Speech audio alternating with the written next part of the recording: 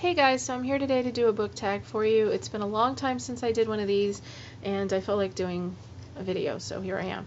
First of all, let me apologize for the bad lighting. I'm having lighting issues in my living room, and I'm gonna be honest, I'm really too lazy to drag this stuff into another room to film it, so I'm sorry.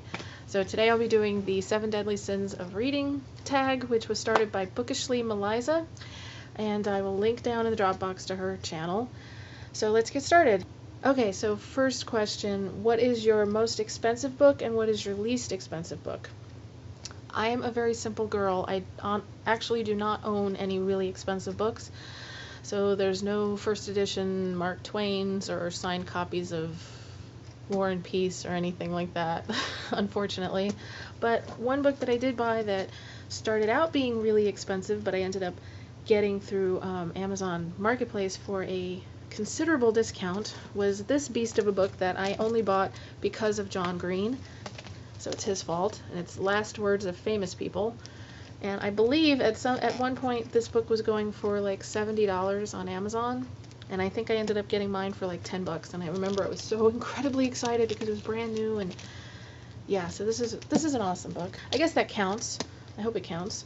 As far as the least expensive books, I have gotten quite a few books for free from friends and family members and stuff like that, but one that I actually paid for, the first one that came to mind was, I got this one, Fallen by Karen Slaughter, for I think $1/4 at a garage sale. And it was new. I don't think anybody ever bothered to read it before I bought it. So yeah. Next question for Wrath. What author do you have a love-hate relationship with? Okay, that is very easy. That would be J.R. Ward. She writes the Black Dagger Brotherhood series. Yeah, I love her books. I love her writing. I love her world that she's created. But I do have issues.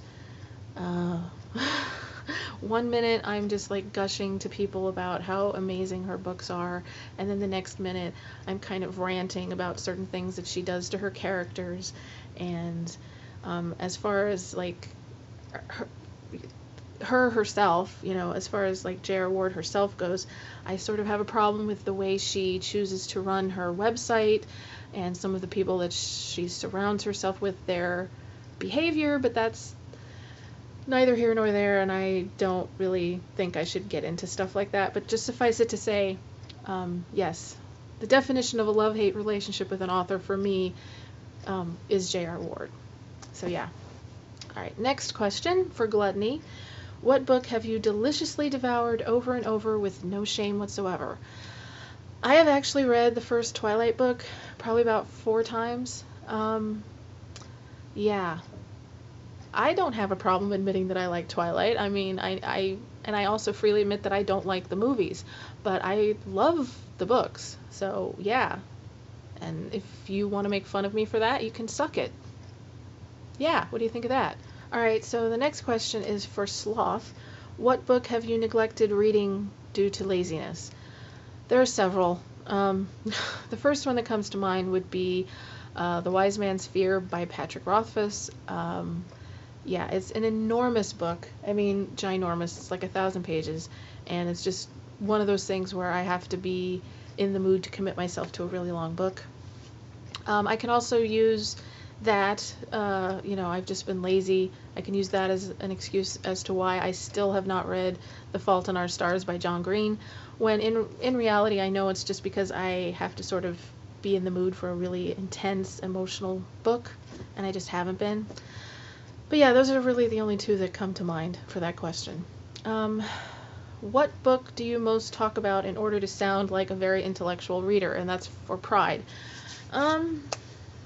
Well, actually, a friend of mine at work just started reading Wuthering Heights, and that was a book when I was a teenager that I used to read over and over again. And in fact, it was like a ritual that I would read it every summer. So when she first started reading it, she wasn't able to get into it, and I'm like sitting there trying to explain like the concept and the storyline and, you know, sort of the metaphors in the book. And I realize I probably sound like an ass, but yeah, that's pretty much it. Wuthering Heights. I actually have not read that book in a very long time. Okay, so for Lust, What attributes do you find most attractive in male or female characters? Well, for male characters, I like them to be strong. You know, well, actually that goes for female characters as well. I like a strong character, a character who is, you know, very fleshed out, where you feel like this is an actual person and not just somebody you're reading about on a page. Good sense of humor. A good example is the character of Jack from Supernaturally by Kirsten White, which I just finished. He was a great character. I loved the way she brought him to life, and he was sarcastic, and he was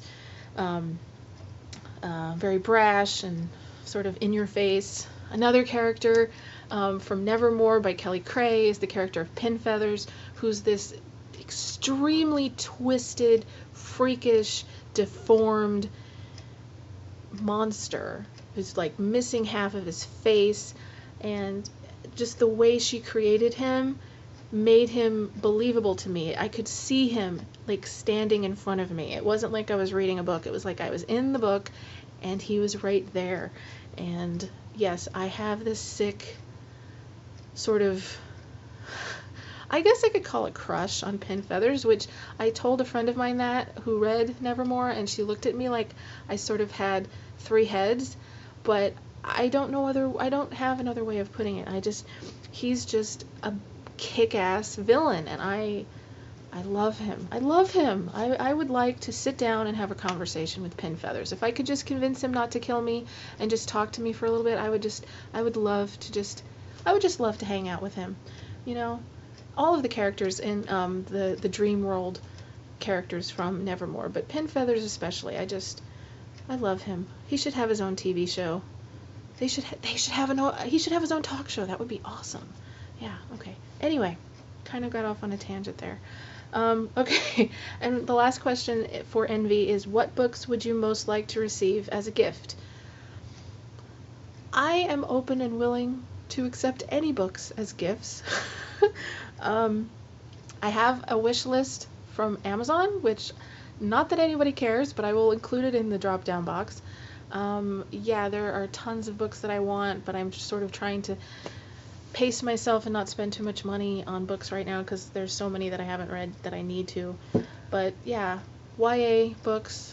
I love getting YA or dystopian books. So yeah, that's pretty much it. So that covers the tag. As far as who I'm tagging in return, I'm really bad at this kind of thing, but the two people I would really especially like to see responses from would be Ryan from Ryan Reads Books and Blair from Bitten by Books. So if you guys decide to accept the challenge, please do a video response and post it as a response to this video if you would be so kind. Yeah, so that's pretty much it, and until next time, you guys, thanks for listening to my babble, and happy reading!